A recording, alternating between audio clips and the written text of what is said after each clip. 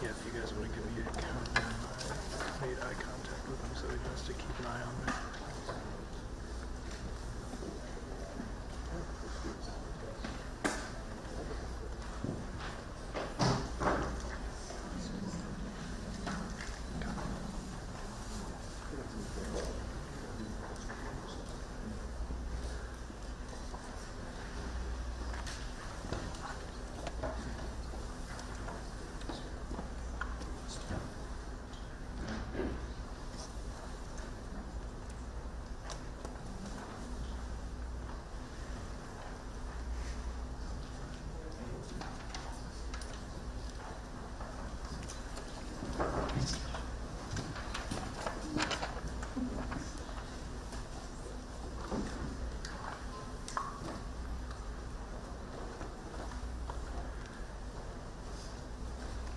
Yeah, give me a countdown.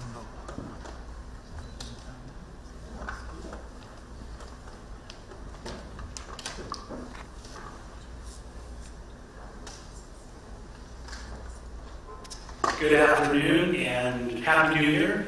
Welcome to MSD Warren Township in Liberty Park Elementary, or as affectionately we like to call ourselves, the pride of the East Side.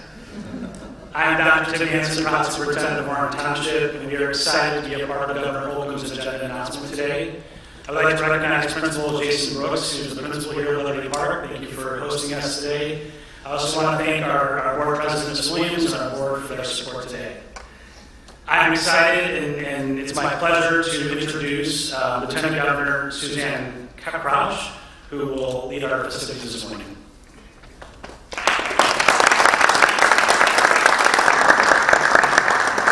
afternoon, and thank you to Lincoln Park Elementary, Liberty Park Elementary School, and thank you, Dr. Hansen, for hosting us.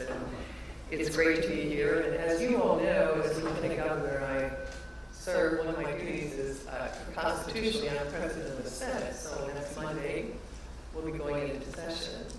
And when we go into session every year, we ask ourselves, what is it that we can do that will make life better for future families and businesses? And we know that the next chapter in Indiana's history will be about quality of life. And why is that important? It's how we attract talent and how we grow our population. It used to be that people follow businesses, but today businesses are following people. And people are choosing to live where they enjoy that quality of life. And the governor is going to be touching upon those agenda items that really elevate the quality of life in Indiana. And I'd like to just touch briefly upon that I either share as initiatives or get through my agencies. First is the Next Level Index initiative, where we look at attracting men and women who are transitioning out of the military to Indiana, match them up with employers, and then integrate them into our communities. And to date, that initiative has had an $18 million impact on our economy. The Indiana Destination Development Corporation, chaired by Elaine Beadle, it was created by the General Assembly to be able to attract talent, to be able to welcome visitors, and to be able to keep families here in Indiana. And we are very humble Hoosiers, right? We work hard, we put our nose to the grindstone, and we don't pat ourselves on the back for doing that. But as a result, we don't always do a good job about telling the story of Indiana, and we have a great story to tell. And so the funding in this budget to be able to allow Indiana to compete with other states is extremely important when we look at growing our population and attracting talent. With inflation, with the war going on, with gas prices and food prices going up, it's important that Hoosiers that suffer from food insecurity, and that's 1 out of 7 Hoosiers, have the resources and have the food to be able to enjoy their quality of life. And so that funding for food banks that is in the budget is extremely important. And then broadband, being able to connect people is really that first step towards increasing our quality of life. And so taking the 70 million that we still have and being able to add that to the 268 million that has already been expended and awarded, connecting almost 75,000 Hoosiers will continue to elevate our quality of life, particularly in rural Indiana. And then the last initiative that I am very, very excited and proud of is the funding for mental health and the focus put on mental health. As you all know, the human cost of this pandemic is huge and is going to continue to grow for years to come. And it affects our budgets, it affects our workforce, it affects our families. 1 out of 5 Hoosiers struggles with mental illness or addiction. And we all know Hoosiers that have faced those challenges. Sometimes their own family members. And my family's no exception. My mother suffered from depression. My sister Nancy died by suicide. And we buried my brother Larry this November. He was an alcoholic. That emphasis and that support for mental health is extremely critical for the quality of life that we all want to enjoy. And so those are just a few of the things that are in this incredible budget that has been put forth by the governor, and in my opinion, the greatest governor in the United States. Please help me welcome Governor Eric-Holcomb.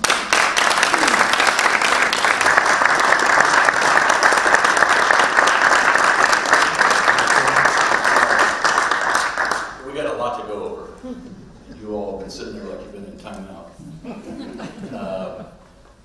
It is a very comprehensive budget. I first want to, before I get into the details, thank the superintendent and the principal and all of you. Much of the cabinet is here present with us. Thank you, Suzanne, as always. Good afternoon to everyone that's joining us, whether you're at work or at home, streaming, live, playing through with us. Everything this administration does, and you'll see on the slides as we go through it, is kind of geared toward one focus or one vision or one executing a mission.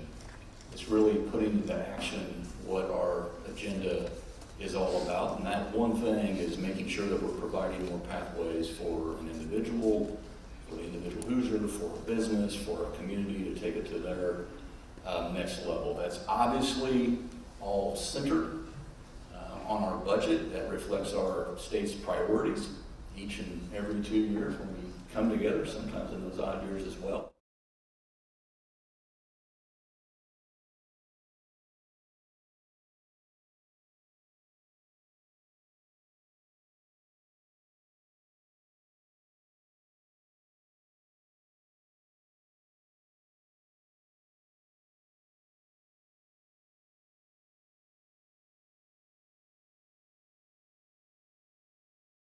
Kind of 4 key pillars, those being economic development, those being educational and workforce development,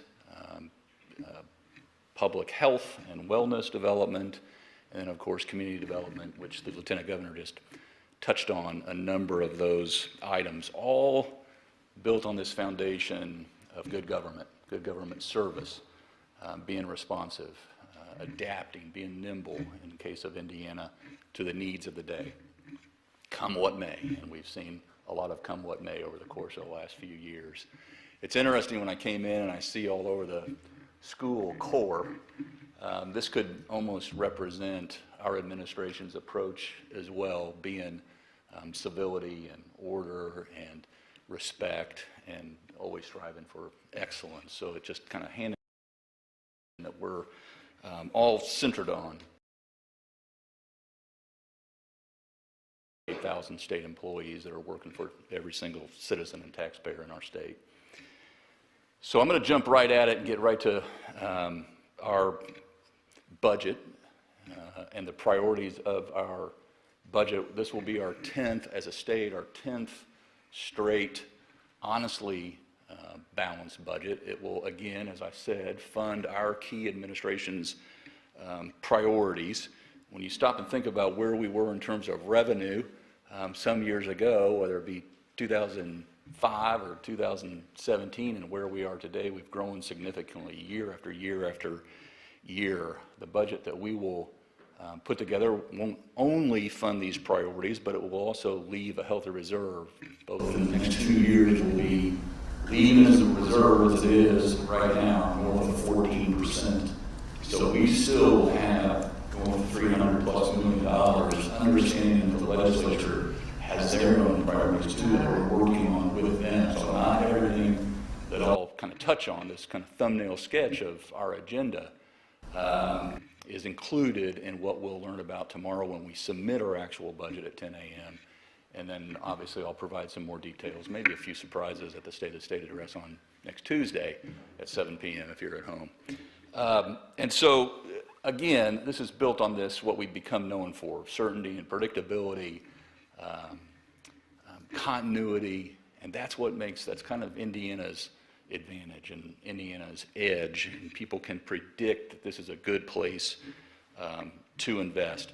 In addition, we've got a couple other items that we're going to be addressing as we have in the recent years, that being making sure that we continue to pay down our obligation to the pre-96 fund. We'll put another $1 billion toward closing that gap. It used to be, Senator Camley, you know, this was 2060 when we had plans to kind of get in line with this, and now we brought that up about 31 years to its 2029 after this latest installment. So a significant amount of progress has been made. We're also not losing track of some of the projects we have underway currently, mega projects, major projects, like the archives building, like the co-location of the new deaf and blind schools, like Westville Prison, high ticket items that we want to make sure we continue to make progress on. So we're setting aside in fiscal year 2023, so soon, $1.25 billion to make sure those projects all over the state remain in motion. Once we get past laying out the complete budget, then we get to how do we keep this economic engine humming or growing. Obviously the pie is growing, that's by design, not luck.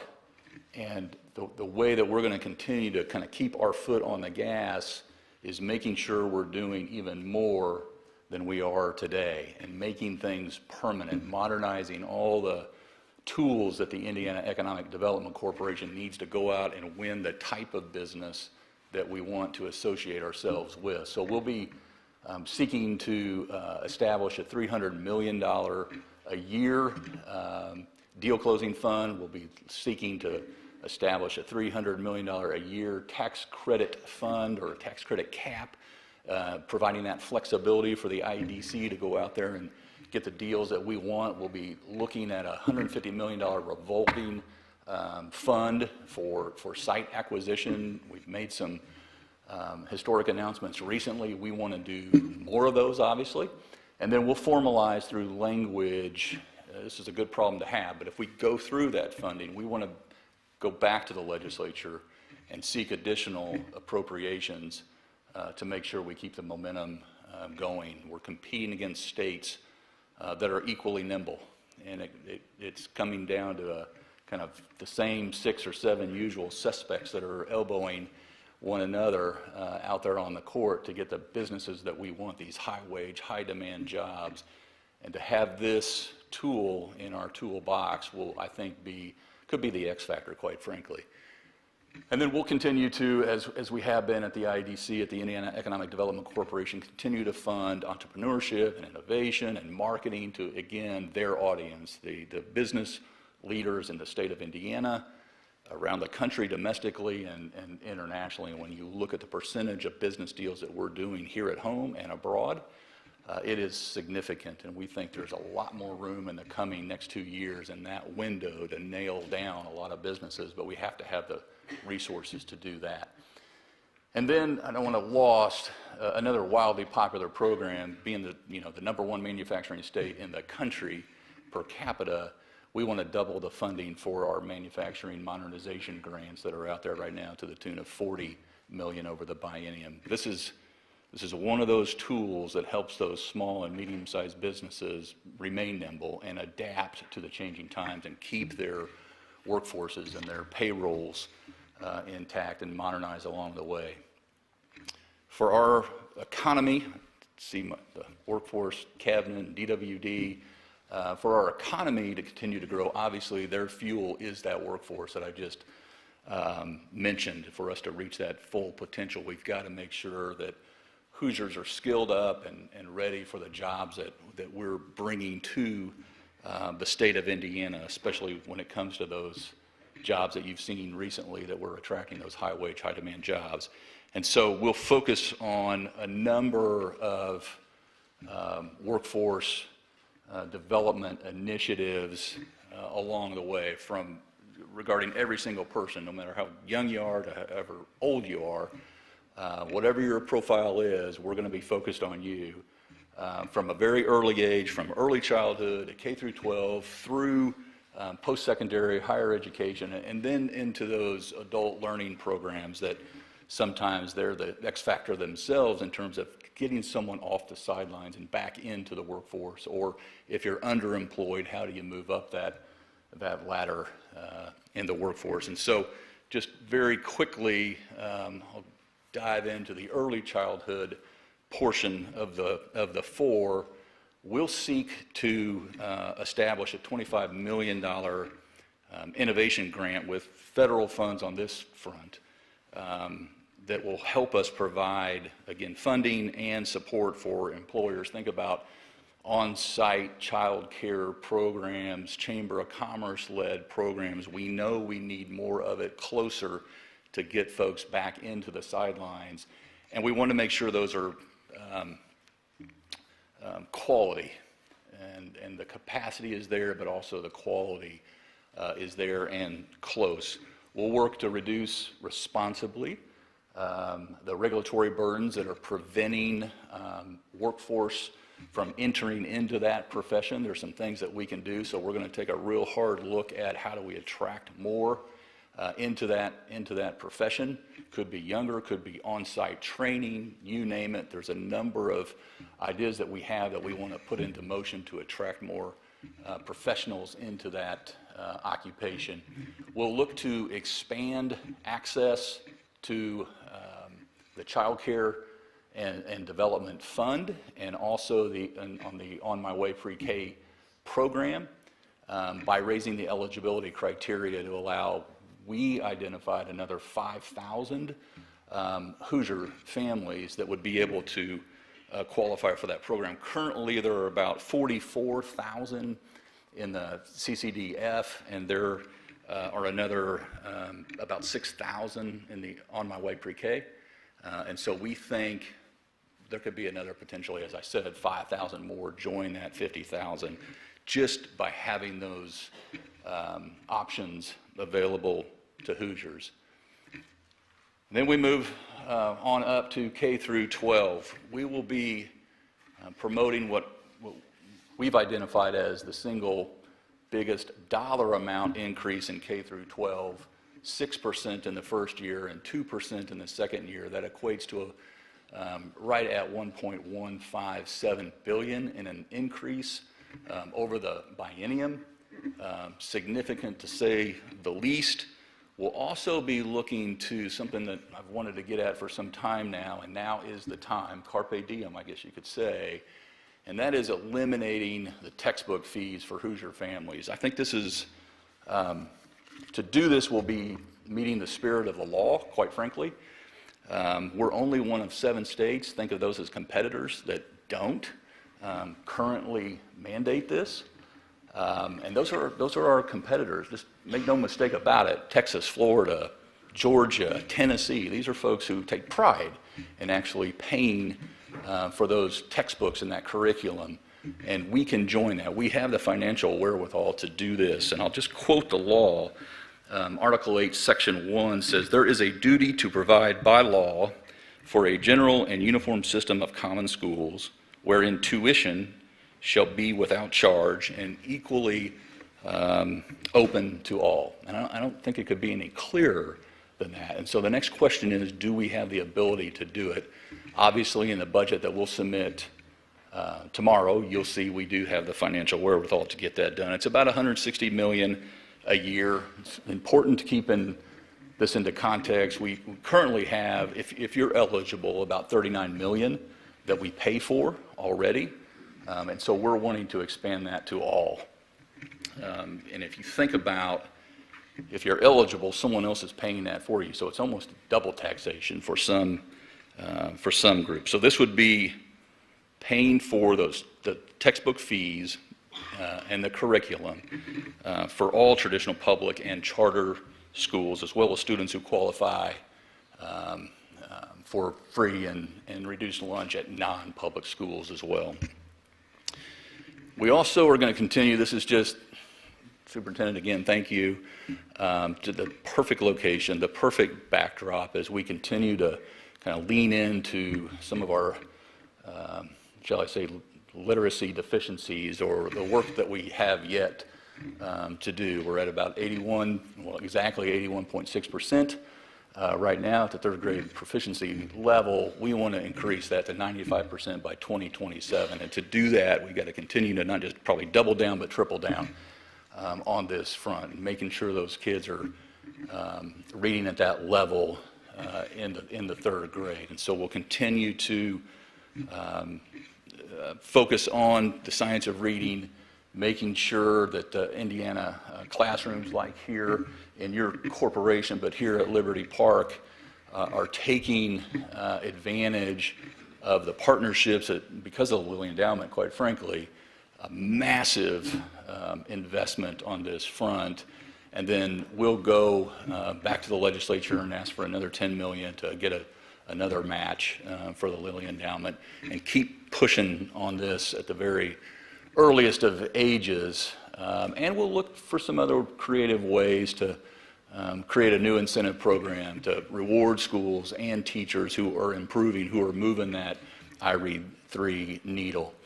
And then one that is occurring right now, kind of almost in a hodgepodge manner around the state, certainly around the country, we'll seek to launch the Dolly Parton Imagination Library statewide, much more methodically, to provide books to children at home. It has their name on it, they get mailed to their home, just to encourage parents to be reading to kids. I mean, I often talk to teachers who say if a parent would just simply read to their newborn through, age 5 for 20 minutes a day, what a difference it would make once they get to school.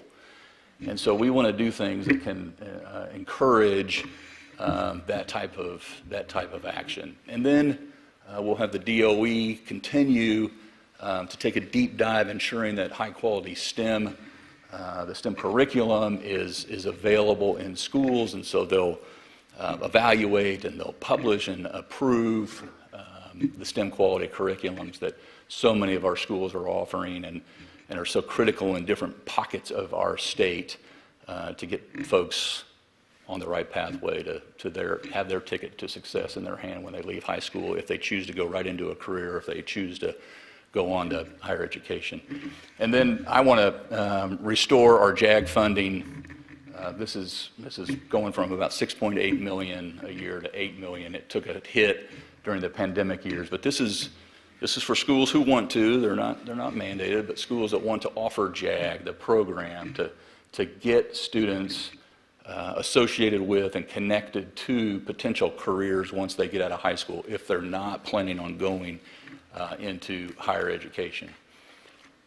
And then we get into adult learning, kind of the fourth layer of our workforce development programs, and post-secondary, even before that. When you think about the needs that are out there today, it's not just the need for more GEDs or more certificates or more credentials. We need more degrees. We need more masters. We need more PhDs. It's not either or. It's all the above. And so we'll be seeking from the legislature to increase higher education, their budgets by 6% also in the first year, and 2% also in the second year. This is $184 million, $3 billion over the biennium. And then we'll be looking to the commissioner at CHE, at the Commission for Higher Education, already has some ideas out there. We'll be looking to support them, but performance funding focused on keeping the students that are coming to our state here in our state through the formula, and using it to make sure that our campuses are truly these pockets of brain gain, not brain drain. We're really good on attracting students from all over the world to come here. We want to make sure that they're discovering their next adventure right here in Indiana and not somewhere else. We'll seek to follow up on a recommendation to automatically enroll all eligible students in the 21st Century Scholarship program, and then we'll also seek to do something different here in the state of Indiana. It's a kind of a personal source of pride that we have Martin right in our backyard, Martin University in our backyard. This is Indiana's only predominantly black institution. We'll be seeking about a $10 million infusion into Martin to where they can help deliver on building direct pipelines with a population that is not just vulnerable, but highly in need of having that ticket to their success. And so when you talk about, we do a lot of P3s in the state of Indiana very successfully. This is a P3 that's a little bit out of the box, and one that I think can change the trajectory of not just, again, a community, but our state. And we can be a real leader on this front for so many first-generation college and low-income minority students. And we can kind of show the way, and very pleased to be working with Kara and with Dr. Huddleston on this front to kind of do something new and show that it actually can be done. And then we get to, as I alluded to, the final phase, the adult learning side of this, and to where DWD really becomes kind of central to someone's maybe last chance or a different chance to do something. And we'll be looking to build on what's working on this front, addressing issues where there are wait times through various programs. The DWD often serves as its front door to both the employee or the potential employee and the employer. And so where we have a need, like with Excel Centers, with the partnership with Goodwill across the state, where there's more of a need, where we already have an Excel Center, we want to do more. And so we'll be expanding them. And where there's not one, maybe in Evansville or a different city that wants one, we'll be looking to help fund that. We'll be looking to increase funding for the Online Graduation Alliance, so adults can earn their diploma and their credentials online. It's been effective. We can do more on this front. We'll be looking to increase, in general, the adult education programs, and that's because we know there are lines, there are wait times for folks who are wanting to get into programs. We'll look to increase funding for the Workforce Ready Grant, maintain funding for the Employer Training Grant, pilot a program to incentivize unemployment insurance recipients to obtain their high school degree or diploma. We'll look to fund, again, some of those Governor's Workforce Cabinet recommendations, making sure we get those underway. And then, as Lieutenant Governor Crouch mentioned, our Invest program, we'll be looking to boost their funding as well. It's just like Uncle Sam, we want these veterans from all over the country. Matter of fact, we need these veterans from all over the country to come to the state of Indiana, because we do have opportunity for them to take part in. And then we'll move to one that's not been easy, but one that is central to it all. Health is wealth, and it has to be discussed in the same context. I mentioned the need for more credentials and certificates and degrees and diplomas. We also need to get healthier as a state. There's just no two ways about it. I won't go through all the rankings today. I'll save that for another day. We could. You've seen those before, I imagine. But suffice it to say that we're going to have to do something different if we want a different outcome.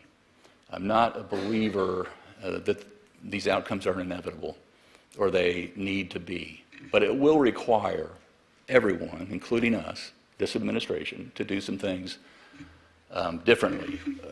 We have the financial wherewithal to hit this head on. And we've had the Public Health Commission, again, former Senator Luke Kenley with us, Dr. Judy Monroe, Dr. Box, of course, Paul Halverson, Bob Courtney. We've had a mix of county and city do a year-long deep dive and really look at a public health system that's been in place for over a century and approach it like, if we were to build it today, what would we do if we wanted a different outcome? And discovered, obviously, that yes, resources are needed. Yes, more partnership is needed. Yes, sharing of expertise and data is needed, all the above. And I'll cut to the chase. It's going to take dollars to affect that positive change or impact or effect. We think it'll take at least $120 million in the first year and about $227 million in the second year as we build the structure, the new structure, and put it into place and get it underway. It's important to note, as shown on the slide up here, that the first year, $100 million of that 120 goes to the locals, goes to on the street, goes to that side of the partnership. And $200 million in that second year, the 227, is going to the locals. So we're building it from the ground up where the action is occurring in the districts. And we think that this is going to be a way in the planning, in the building of the structure, in the participation, locals having skin in the game too. This is 80-20. This is working in a number of areas across our administration, that we can in fact start improving on our health outcomes. And then something I'm equally passionate about, Dr. Box certainly, Dr. Rosiniak, everyone that's come together in terms of building out our My Healthy Baby program. We're at 82 counties right now. We got 10 to go. Can't get there soon enough, but it will happen in 2023. And then, as the Lieutenant Governor also mentioned, a couple areas here that you alluded to that we can't retreat on either fronts, one being mental health. We'll look to continue to expand 988. We know that folks need not just a place to call or a place to go, but someone to actually be working with them, the right person actually to be working with them. We had since July, about 15,000 plus, so it's gone up since the last couple weeks into 988. So we know there's a need there. We're going to have to put some dollars behind beefing that up. We're going to look to expand our local crisis stabilization units. We'll be looking to continue transitioning to the certified community behavioral health clinics in the counties, so folks know there's a place close to get the actual kind of care that they need, and then we'll continue to look at ways and support more funding for our local partners to not just address, but to ultimately reduce veteran suicides. We know that veteran suicides are about twice the rate of the population as a whole, and grants that are given to organizations that are, again, in the community have proven to be successful, and we want to be a leader on that front here in Indiana.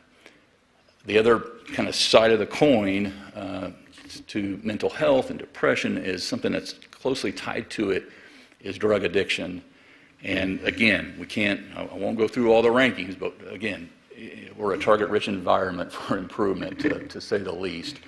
So in 2023, we'll look at launching a new treatment finder program to help people get quicker care, closer care when folks are in their most frantic position in life. We simply, we've just seen too much harm, or worse than that, ruin to individuals and families, to not continuing to lean into this and continuing to build out that regional system, very localized, of recovery hubs so that they're getting that care.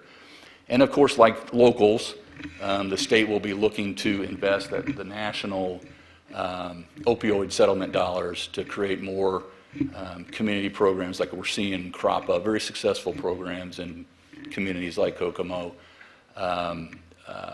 those substance use programs and evidence-based programs in our jails all across the state of Indiana. So again, leaning heavily into mental health and drug addiction programs. And then the last pillar, if you will, of the four is what Lieutenant Governor Crouch mentioned about quality of place and quality of life, and how they're hand in glove, how they go together, how they attract exactly the kind of investments that we want and build the kind of thriving communities that we want. This is by design, and it's very strategic as well. So we'll be seeking another $500 million to the READY program, READY 2.0.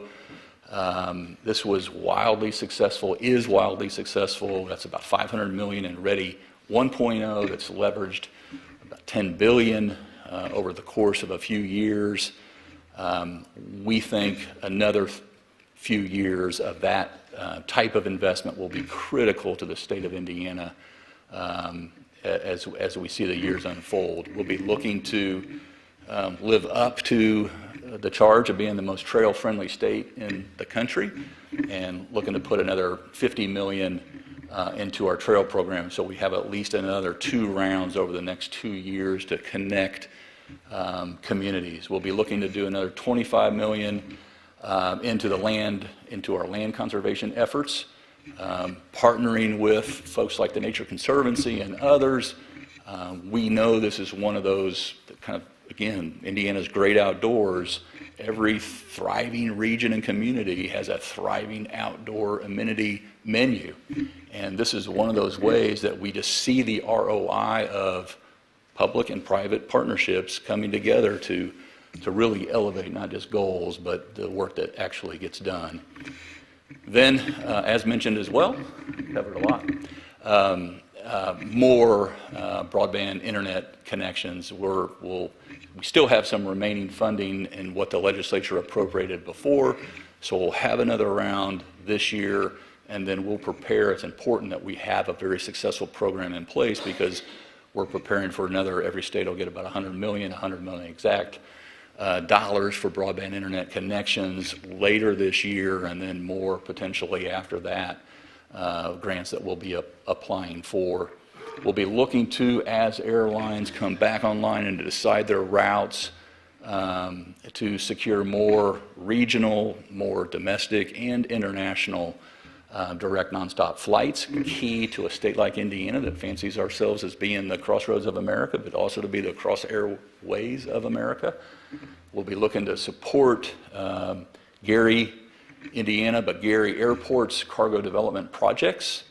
And then we'll be looking to double the state funding for food banks to supplement the local needs there. We know they've increased over the last few years, and we want to make sure that we're helping as a partner, a good partner, to meet those needs. And then I should say, finally, for any thriving, prosperous community, they need to be safe. And so we'll be committing major funding on a number of safety fronts. Number one, we'll be looking to increase the school safety fund from the current $19 million a year to $25 million a year. We know the need is there. We'll be looking to increase Indiana State starting pay from the current $53,690 to a minimum of $70,000 starting. We'll be looking to, so good to see the professional and volunteer firefighters sitting by one another, but we'll be looking to implement regional firefighter training assistance, getting to that, developing the hub and spoke approach and infrastructure that's in place right now, but enhancing that. We've got about 14 training sites around the state of Indiana. We think there's a need for another 16, and working closely with our firefighting friends and investing in mobile equipment to address some of those gaps as well, and then providing critical and crucial PPE for our volunteer firefighters as well. And then we'll be looking to also, it'll be reflected in our budget, what we support, but the funding for our courts. Talk about order, law and order. It has a start and has hopefully a finish that is fair. And so we'll be looking to support the Chief Justice's requests to make sure that they too are able to upgrade in terms of data and technology advancements that have occurred and affected the courts all across the state of Indiana, and expand their key problem-solving courts that are so successful across the state. I will say, just to recap, that's a lot. I don't know how long I went on and on and on, but there's a lot more that'll be reflected in the budget tomorrow, but it all rests on that good government foundation that I mentioned at the very outset, making sure not just the cabinet reflected here, but thousands of other people that wake up every single day, public servants, completely devoted to providing efficient and effective government to every citizen in the state of Indiana. So we want to make sure they have the resources and ability to provide exactly that kind of service. So we're addressing in an unprecedented way some big and bold, strategic, use whatever word you want to use, but areas that are going to take our state truly to I believe, the next level in terms of public safety, in terms of public health, in terms of public education, in terms of community development, in terms of infrastructure connections, and strengthening our local partnerships and the bonds because of the programs and work that we're doing together, assisting so many folks who are maybe on the sidelines today to get into the workforce, and not just in, but then up, grabbing the next rung up, and we're there to help kind of reach them as they reach out to us.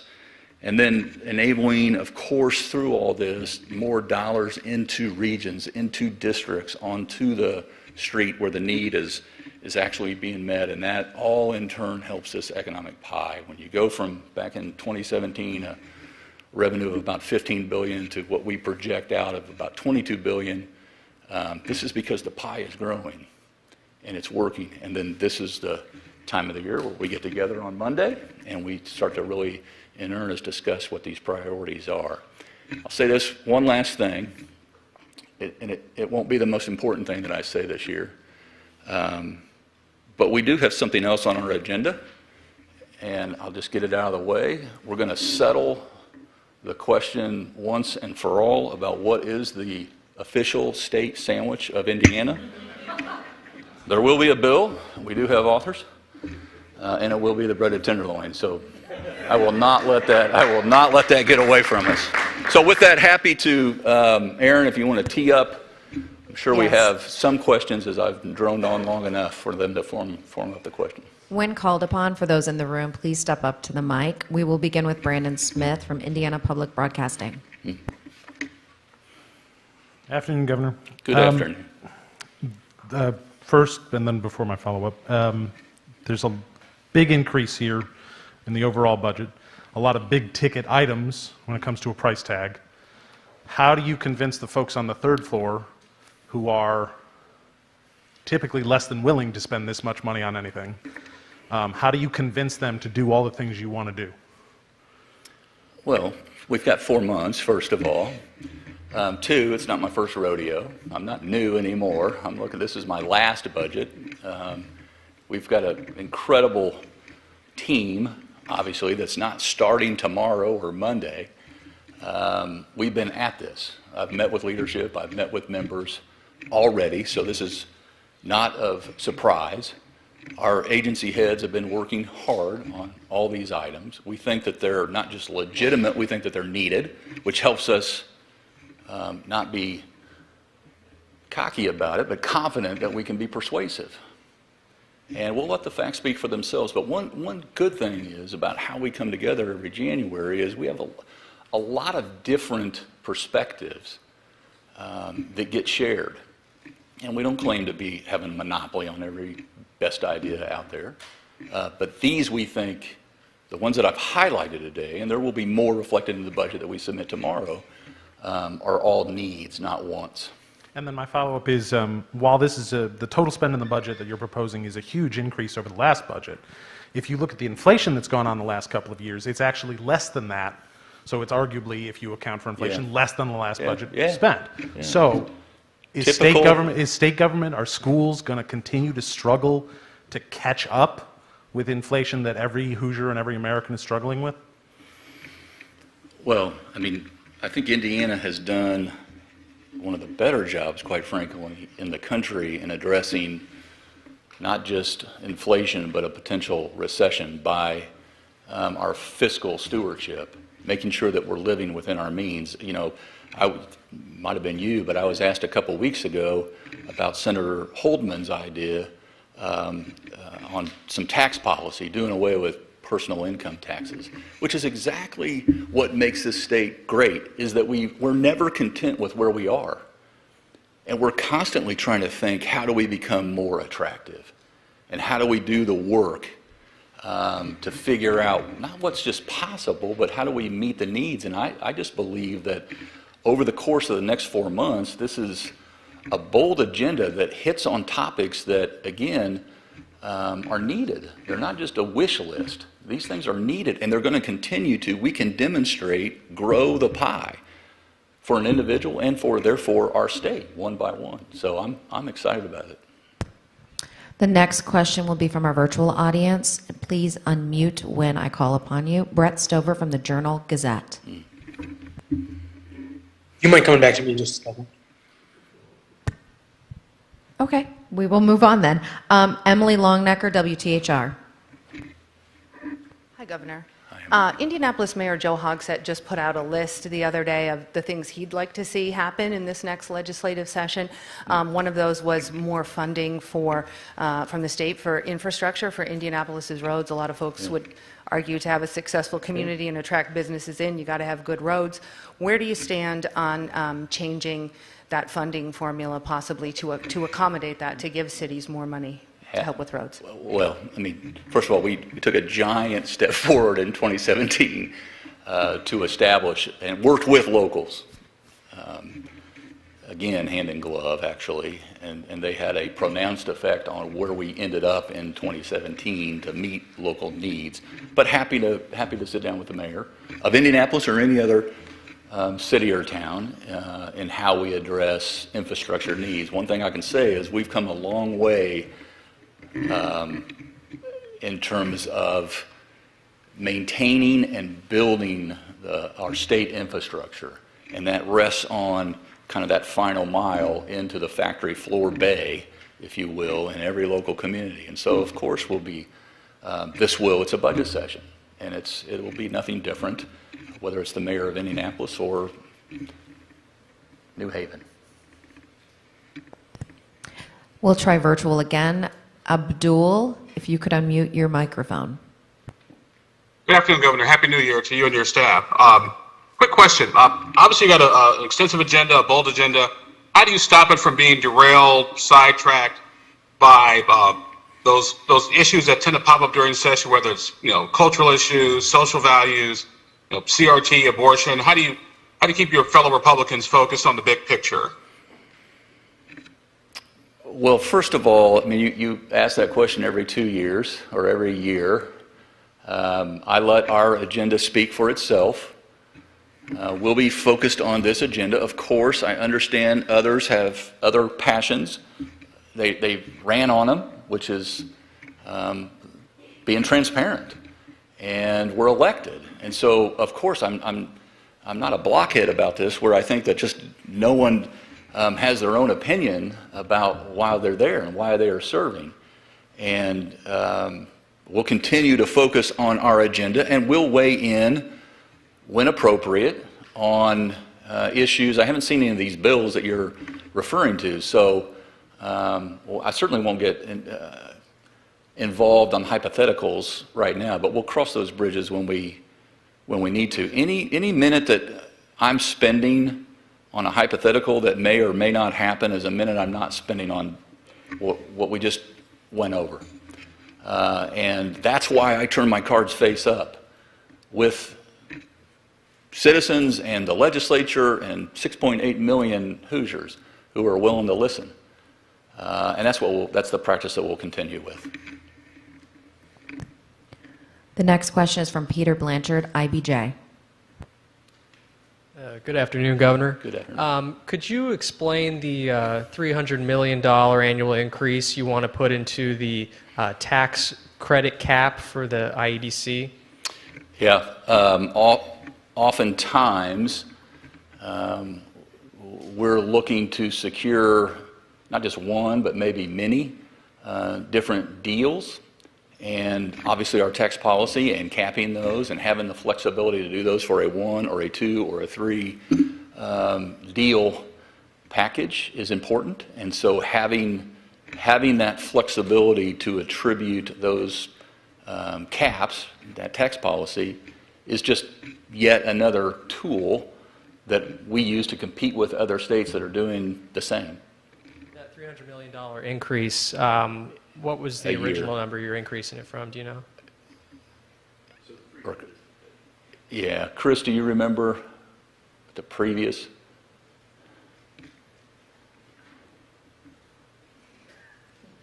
I believe, excuse me, I believe the tax credits we're just memorializing it and putting it into statute. So just making it permanent. I see.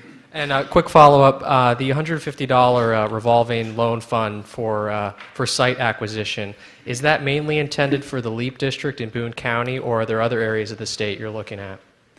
No, it's not mainly intended for any one. It's mainly intended for more. And again, we'll be working with partners. This isn't the state going in and taking, there's nothing eminent domain about this. This is others stepping forward that say, wait a second, we have an ideal location for such a venture, and we're looking for a partner with the state. And oftentimes the state can go in and play this role, working every step of the way with the local community. And so this, that fund, that revolving fund, will be key in realizing the benefit of that approach. Thank you. Next is in our virtual audience, Alexandra Appleton from Chalkbeat, Indiana.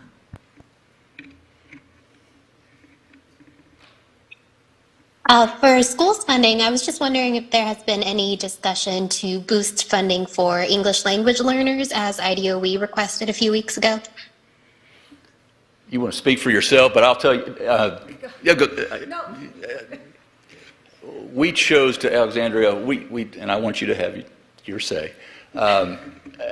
We chose to go down the tuition support. It provides obviously the most flexibility instead of looking at individual programs. But yes, Dr. Jenner, you want to comment on your... Thank you for the question, Alex. So you probably know our EL student population, that trajectory continues to grow in the state of Indiana. We now have over 77,500 EL students. In order to meet that trajectory need, we have to, as a state, do an increase per the number in the equation of what's in the budget. But on top of that, we did ask for an additional increase, and that's because when we look at our assessment data, and we've done these major evaluations, we see that our English learner students are those who are really struggling to catch up after COVID. They're our student population that as a state we are most concerned about right now. And so we've asked for an individual student monetary amount increase as well and hope to get it. Thank you. Our next question is from Meredith Hackler, RTV6. Good afternoon, Governor, and Happy New Year. So obviously you've been very committed to increasing teachers' pay. In this pamphlet you just sent out to the press, it says you want to increase that to $60,000 a year. In that commitment, is there a same commitment to making sure that health premiums stay the same so that roughly $5,000, $6,000 that teachers are going to be getting more a year doesn't go simply to their healthcare costs? When I said 60,000, I mean at least 60,000. That's very dependent on the local bargaining units, but we believe with this north of $1 billion increase allows us to build on that progress that we've made over the last 2 budgets and get us there. Obviously, when you look at the total compensation average is at least $75,000 for every teacher in the state of Indiana, the average. Meaning, if we're at 56,690, then we've got room to go to get to that 60. But I believe that we have the means to do that, and we'll certainly look to be good partners when it comes to the funding where it gets directed to. But this will require, I mentioned the superintendent before we walked out here, that I'd like to sit down sooner rather than later, because those local bargaining units that go through that compensation package, they're the ones that ultimately determine that figure. And I'm all for that. I'm all for that local determination. I don't want the state to come in and start setting those levels. But we do have within our ability to make it possible to get there. And by the way, we'll be working with, this is something that's of great concern to myself and to the legislature, on health care costs in general. And so that train will be moving down the track over the next 4 months as well. That won't just affect teachers, but the population at large as well. Have you been in conversations with the Indiana State Teachers Association or any other teachers unions about their take on these situations or their take on your policies? We've read their agenda, their 2023-2024 budget agenda, and we'll be in, as we have been in the past, conversation with them as the 4 months unfold. Next to our virtual audience, Dave Bangard from Based in Lafayette. Governor, on higher education, what metrics do you want to see from the universities, and how are you going to measure whether their students are staying in Indiana? What's the rationale, and what are you going to measure that against? Well, again, I mean, I'll just be general about this at the outset, and we want to make sure more of the students that are coming here that leave stay here. And we'll be working with Chris Lowry, the commissioner of CHE, has some good ideas that we'll be looking to support through the formula that will reward more of those students via funding who stay here, and the schools. I think that's fair and accurate to say. So that's how we'll measure it. Our next question is from Caitlin Lang, State Affairs. Hello. Your budget contains some money for trauma care or EMS initiatives as part of the recommendations from the Public Health Commission. Why is trauma care an important area to invest in?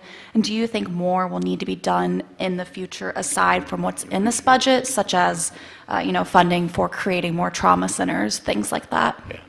You want to share about the gaps that we're seeing? That's a great question, and thank you for that. Trauma is the #1 cause of death for Hoosiers ages 1 through 44, and a lot of people don't realize that.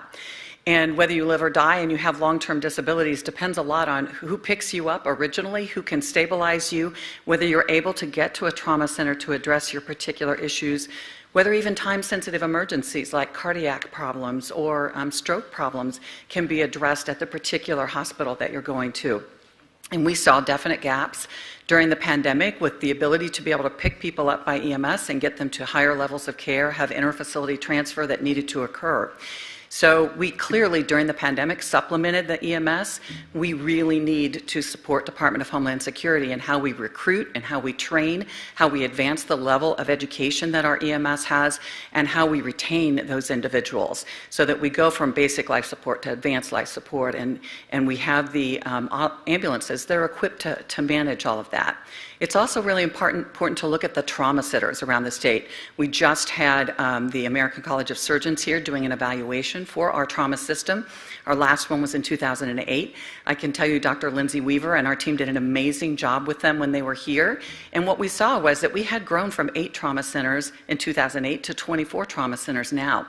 But we have a map that shows you clearly there are a lot of areas of white space that are not within that 45-minute window that is recommended of a trauma center. So we need to improve that. We need to be collecting data and having quality improvement programs that are around the data that we find from that, making sure that we are able to fund the trauma centers to be able to not only grow, but to educate those hospitals that aren't trauma centers about how we bundle that patient up and quickly get them to the trauma center that they need to be.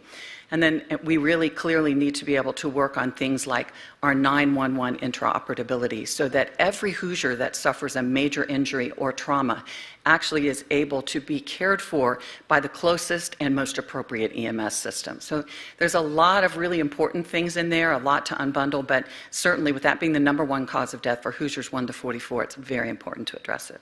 Thank you. Thanks. Our next question is Kristen Eskow, Fox 59. Hey, Governor. Happy New Year. Happy New Year.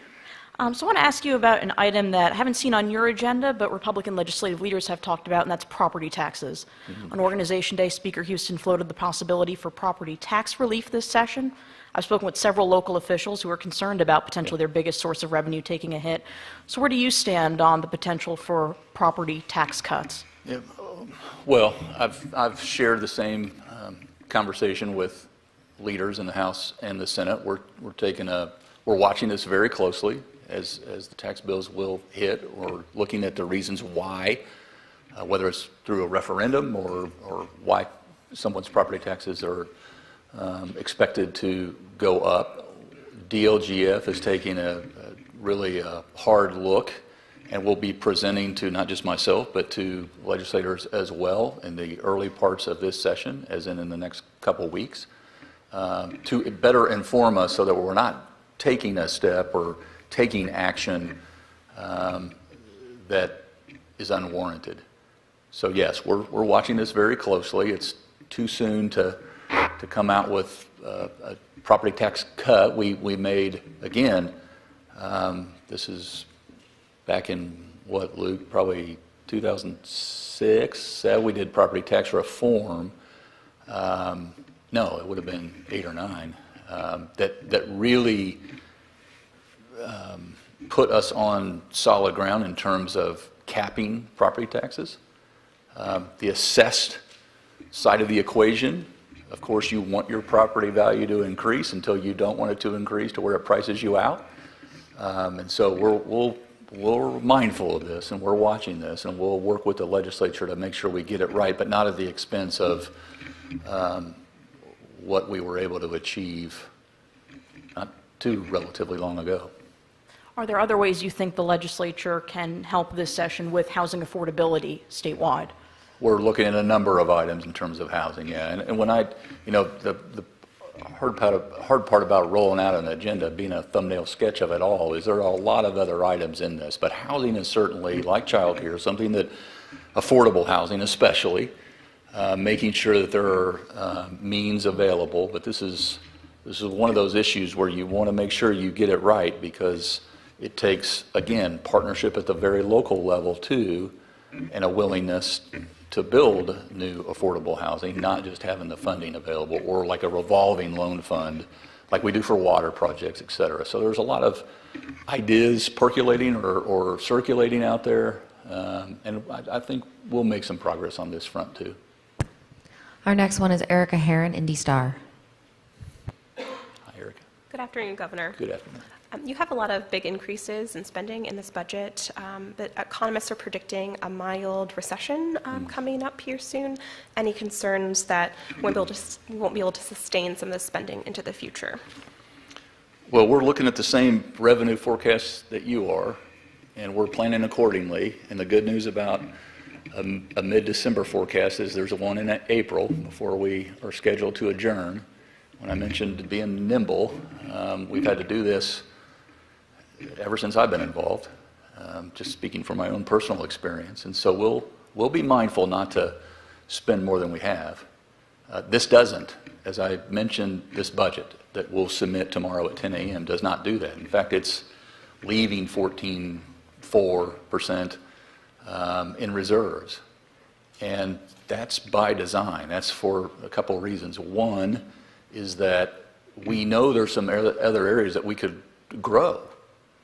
And we know that there are some issues out there that the legislature, with all due respect, are going to put forward in the next week or so as well. And there's some good ideas out there. And I wanted to leave room to be supportive of those efforts as well as they come together. And so we're not spending more. I mean, the budget that we have presented is balanced. It doesn't spend more than we take in, forecast or actual. Our next question is from our online audience. Kathy Treader, if you could please unmute your microphone. Good afternoon. Good afternoon, Kathy. How goes Santa Claus? The town. Santa Claus goes fine. Ferdinand goes fine. We're all pretty good in southern Indiana right now.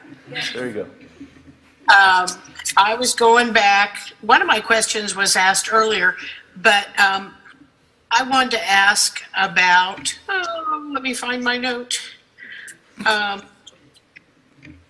about it's school funding, but so you want to expand eligibility for 21st Century Scholarship Program, et cetera, et cetera, et cetera. But how do we get to that pre-K, to that group, to helping cover so that parents can frankly go back to work if they need to? I mean, is federal funding going to be part of that 25 million? That's what I know. So I tell you what, Kathy, I'm looking at my colleagues, the chair of ELAC who's here, Maureen Weber, as well as Dr. Dan from FSSA, who really leads this effort for our state. You heard a couple of things. One is the governor announced about $25 million that will be invested specifically for on-site childcare in businesses. And when I say childcare, on-site early learning, supporting students, getting them ready for kindergarten. Additionally, we just, I don't know if that press release has gone out yet. I'm looking at the team. Okay. We have we got a federal grant that is coming out soon. Well, good. That's why I was really curious about how that was going to be developed and how we were going to pay for it.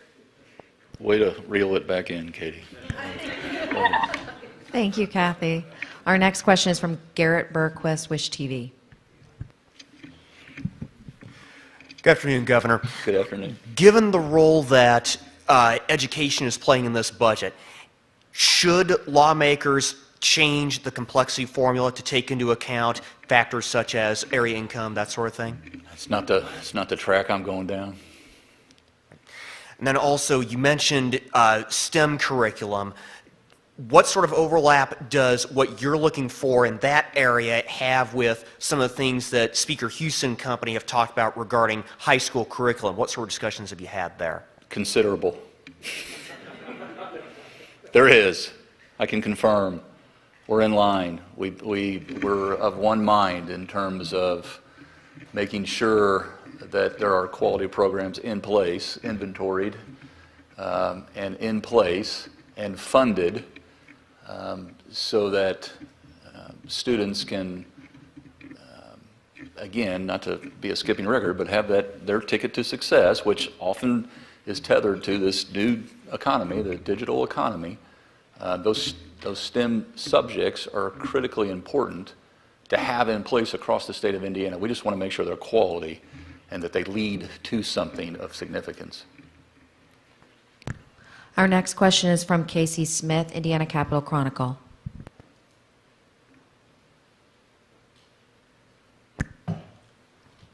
All right, we will go to Tom Davies, AP. Hello, Governor. You've addressed this some, but just how realistic with the percent increase you're proposing for our schools to meet both the inflationary increases that they've seen and also meet that 60K student teaching goal? That seems that's going to be a big lift for school districts. Is what you're proposing enough to do that? I'm looking on what they've been able to accomplish over the last two budgets and projecting forward, understanding, I mean, we deal with the inflationary factor as well in everything that we do.